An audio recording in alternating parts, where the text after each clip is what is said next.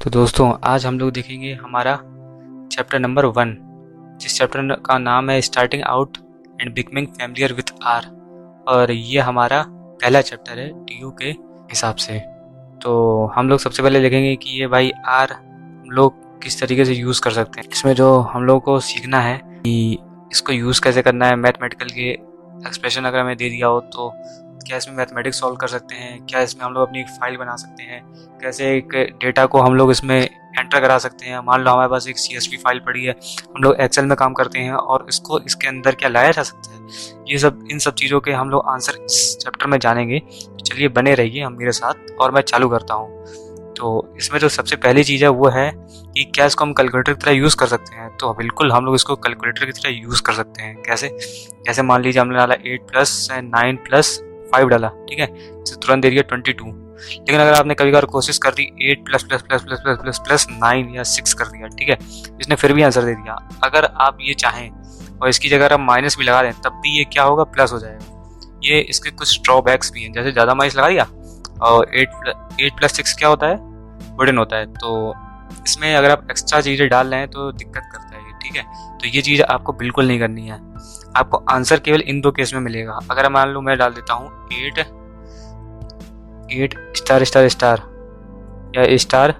डाल देता हूँ तो इसमें भी हमें आंसर मिल जाएगा। क्यों? क्योंकि हम लोग आर में जो इसका डबल सिंबल ये है मल्टीप्लाई का मतलब, अगर हम लोग एक बार मल्टीप्लाई करते हैं तो आ जाता है 8 × 8 = 8 × 16, ठीक है। लेकिन अगर 2 बार मल्टीप्लाई किया तो इसका मतलब होता है कि भाई इसका क्यूब कर दो, अरे इसको 2 बार इंटू कर दो, इसकी पावर कर दो, ठीक है। और अगर हम लोग यहाँ पे 3 बार एंटर करते हैं तो आप बता सकते हैं क्या आंसर आता। बिल्कुल नहीं, उसका आंसर आपको एक एरर के रूप में मिलता, पावर। इधर इसको हम लोग यूज़ करते हैं एज ए पावर, ठीक है, 8⁻²।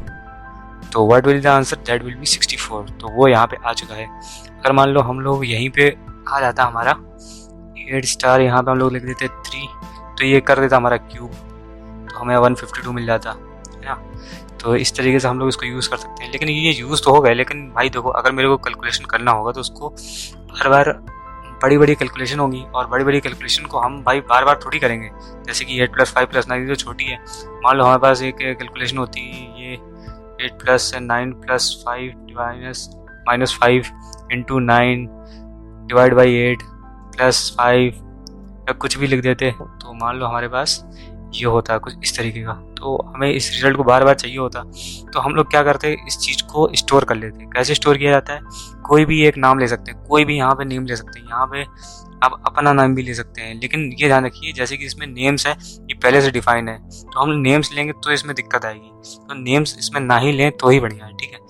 लेकिन आप यहाँ पे कोई भी नाम ले सकते हो, उसका नाम होता है वेरिएबल। जो भी आप यहाँ पे लेंगे उसे हम वेरिएबल कहेंगे। एग्जाम्पल के तौर पर मैं ले लेता हूँ, जैसे कि मैं सबसे पहले तो ऊपर वाला एक्सप्रेशन लिख लेता हूँ और इसको असाइन कर देता हूँ किस वैल्यू में। अरे कैसे कैसे एक्सप्रेशन आते हैं रेंचो क्लासेस में, तो हम लोग के रेंचो में इसको स्टोर कर देते हैं। तो ये स्टोर हो गया। अब एक और बात, अगर मान लो हमें ये सिंबल यूज़ नहीं करना होता तो एक और सिंबल होता है जो इसी का काम करता है। वो सिंबल होता है ये सिंबल। अगर आप ये सिंबल लगा दे रहे हैं, ठीक है, ये सिंबल अगर आप लगा दे रहे हैं तो ये बिल्कुल असाइन का काम करता है ये सिंबल। तो उम्मीद करता हूँ आपको ये समझ में आ गया होगा कि इस सिंबल का और इस सिंबल को हम लोग बिल्कुल सेम ही मानते हैं आर में, क्योंकि आर इसको सेम समझता है। तो अगर अब हम इसकी वैल्यू प्रिंट करेंगे तो कैसे करना है, बस इसको लिख देना है और ये वैल्यू हमारी आ जाएगी बस। तो हम लोगों ने ये वैल्यू क्या की, पहले बहुत बड़ी वैल्यू थी तो हमने उसको कहा कि भाई हमें बार बार यूज़ करना है, तो हमने इसको इसमें यूज़ कर लिया, इसको इसमें असाइन कर दिया ताकि हम यूज़ कर सकें। असाइन करने के लिए हमें केवल एक इक्वल लगाना पड़ा। अब देखो अगर मैं चाहूँ तो क्या इस वैल्यू को चेंज कर सकता हूँ, बिल्कुल। अब मैं इसको =2 लिख देता हूँ, तो अब देखो क्या आंसर आएगा अगर मैं लिखता हूँ। अब देखो 2 में अपडेट हो गया। तो देखो जो आखिरी बार जो तुमने लिखा होगा ना इस वेरिएबल का नाम जो तुमने आखिरी बार लिखा होगा वही इसमें असाइन होगा। इसके पहले चाहे तुमने जो किया हो हर बार तुम उसको आखिरी में चेंज कर सकते हो, ठीक है। तो उम्मीद करता हूँ तुम्हें समझ में आ गया होगा कि ये क्या होता है। और इसमें कुछ फंक्शंस होते हैं। फंक्शंस किस तरीके के होते हैं वो मैं बताता हूँ तुम्हें। जैसे कि प्लस माइनस डिवाइड मल्टीप्लाई तो तुम यूज़ कर ही सकते हो। अब क्या होता है कि तुम पाई भी इसमें यूज़ कर सकते हो। पाई का मतलब जैसे कि मैं बताऊँ आपको, पाई का मतलब जैसे कि इसमें लिखना तुमने साइन साइन तुमने 90 लिखा। अब साइन 90 यूजुअली लोग जानते हैं कि ये होता है हमारा 1, लेकिन इसमें 1 नहीं आएगा क्योंकि आपको उसके लिए चेंज करना पड़ेगा। क्या चेंज करना पड़ेगा? असल में जो आप लिखते हैं साइन, वो ये वाला साइन होता है। मैं बताता हूँ आपको। 19 स्टार पाई बाई 180, ठीक है। अब आप करेंगे तो आपको 1 में आंसर मिलेगा। तो आप यहाँ पे साइन डाल सकते हैं, कोसाइन डाल सकते हैं और टेन डाल सकते हैं और उसके इन्वर्स फंक्शन भी डाल सकते हैं। जैसे कि हमें लेना है कॉस का इन्वर्स, तो हम लगा देंगे ए कॉस। अगर यहाँ पे लिख दूंगा तो यहाँ पे 0.14 लिख दूँ तो ये मेरे को दे देगा आंसर। ये कॉस इन्वर्स होता है, ठीक है। और इसको मेरे को असाइन करना होता तो कितना सिंपल है, हम लोग कोई भी एक नाम लिख देते, जैसे कि वाई ई लिख देते या कुछ भी लिख देता। यहाँ पे आप अपना नाम भी डाल सकते हैं, ठीक है। तो यहाँ पे मैं लिख देता ए कॉस और अंदर मैं कोई भी एक वैल्यू पास करा देता जो कि 1 से कम होती, क्योंकि वही 1 से कम ही तो आती है ना। तो ये यहाँ पे पास करा देता और हमें आंसर मिल जाता। तो उम्मीद करता हूँ आपको समझ में आया होगा कि कैलकुलेटर तरह कैसे यूज़ करते हैं। अगर हमें इसमें फैक्टोरियल निकालना होता तो क्या करते? फैक्टोरियल फैक्टर नहीं, मतलब फैक्टोरियल लिखते। तो फैक्टोरियल लिखते और फैक्टोरियल लिखता 5 फैक्टोरियल मेरे को निकालना होता तो 120 आ जाता। और इसको भी असाइन करना होता तो मैं क्या करता, फैक्टोरियल के आगे एक इक्वल लगाता और यहाँ पे कोई भी नेम लिख देता, ठीक है। उसके बाद एनए में वही वैल्यू सेव हो जाती। तो इस तरीके से होता है। अभी मान लो हमें लॉग करना होता, लॉग, ठीक है। तो यहाँ पे क्या लिखते हैं, यहाँ पे वैल्यू लिखते हैं, उसका बेस आता है। देखो यहाँ पे लिख के भी आ रहा है x, उसका बेस आ रहा है, ठीक है। जैसे कि 10 लिखता और बेस भी मैं 10 ही ले लेता तो हमारा आंसर क्या आना चाहिए, 1 आना चाहिए। उसको असाइन करना होता है तो असाइन आप करके देखिए अपने कंप्यूटर में, देखिए हो रहा है कि नहीं हो रहा है। हो रहा है तो एक कमेंट तो बनता है, ठीक है। तो आपके लिए एक्सरसाइज है जो कि आपके स्क्रीन पे दिख रही होगी, आपको इसको करना है। तो उम्मीद करता हूँ आपने ये एक्सरसाइज कर ली होगी, नहीं किया तो कोई बात नहीं, अभी करो। इसको करने के बाद ही चालू करते हैं, ठीक है।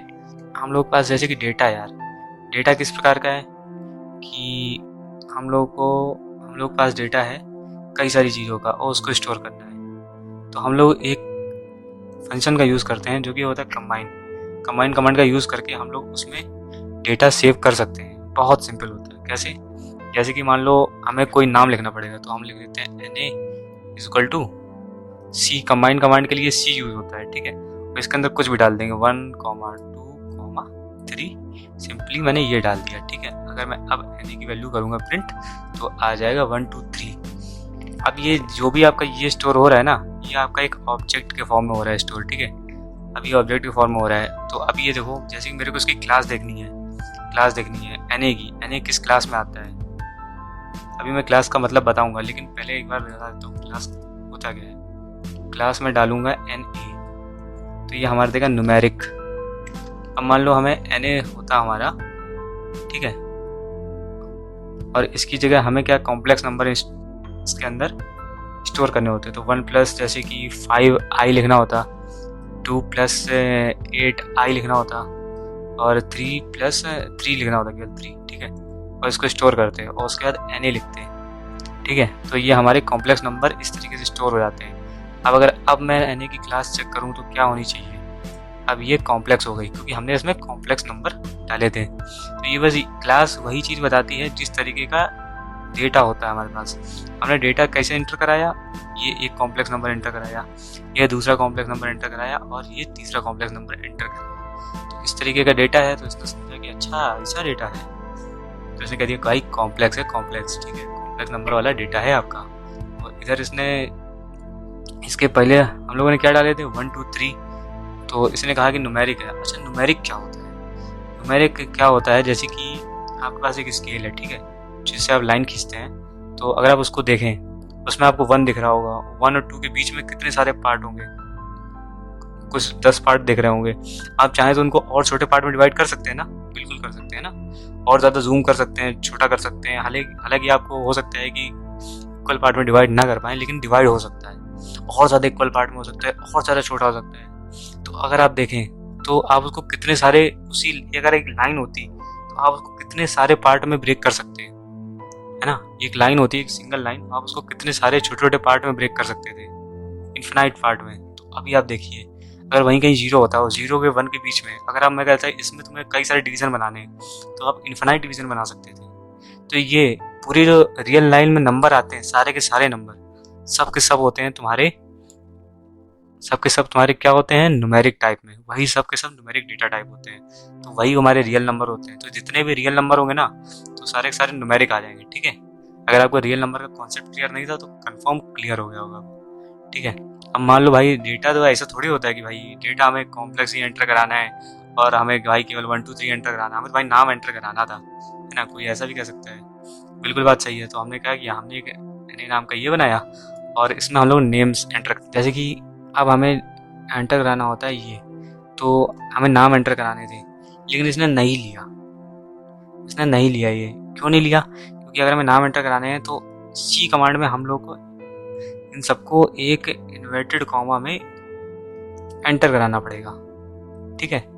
और ये ध्यान रखिए, इसमें या तो हम एंटर करा सकते हैं इन्वर्टेड कॉमा डबल में, या तो सिंगल इन्वर्टेड कॉमा में इसमें एंटर कराई जा सकती हैं वैल्यूज, कोई दिक्कत नहीं है, दोनों को ये एक ही मानता है। देखो मैंने एक बार तो 2 कर दी और एक बार 1 कर दिया, अब मैं NA चेक करूंगा तो ये आ जाएगा, ठीक है। अगर मान लो हम लोगों ने यहाँ पे एक सिंगल कोट लगा दिया होता और यहाँ पे डबल है, तो क्या ये एरर देता? एक बार चेक करते हैं, जिन्होंने पाइथन पढ़ी है ना उनको पता होगा। तो हाँ, ये एरर देता। तो ये देखो, ये इसमें फंस गया। अगर इस चीज़ में आप फंस जाएं तो आपको क्या दबाना है, केवल एस्केप दबाना है, ठीक है। अब से बाहर निकल आए। अगर आप अब NA देखेंगे तो यहाँ पे तो ये अपडेट ही नहीं हो पाया था, क्योंकि यहाँ पे तो ये एक तरीके से समझ ही नहीं पाया था। क्यों नहीं समझ पाया था? क्योंकि हमें यहाँ पे जो सिंबल देना होता है वही इसके आखिरी में देना होता है। जैसे कि ये एक नाम था, इस नाम को हमें एक ही तरीके के सिंबल से कर सकते हैं। वो सिंबल क्या है? या तो हम डबल इन्वर्टेड कॉमा लगा दें, डबल इन्वर्टेड कॉमा के अंदर ये नाम डाल दें, या तो सिंगल के अंदर। इन दोनों का कॉम्बिनेशन एक साथ नहीं चलेगा। लेकिन हाँ, ये जरूर कर सकते हैं कि यहाँ पे सिंगल डाला, यहाँ डबल डाला, लेकिन एक पर्टिकुलर नाम एक ही तरीके के सिंबल में आएगा। वो सिंबल्स कौन से हैं? डबल इन्वर्टेड कॉमा या तो सिंगल इन्वर्टेड कॉमा। तो उम्मीद करता हूँ आपको समझ में आया होगा कि इसमें डेटा एंटर कैसे कराते हैं। कंबाइंड कमांड आपकी क्लियर है, और आगे हम लोग चालू करेंगे स्कैन कमांड के साथ।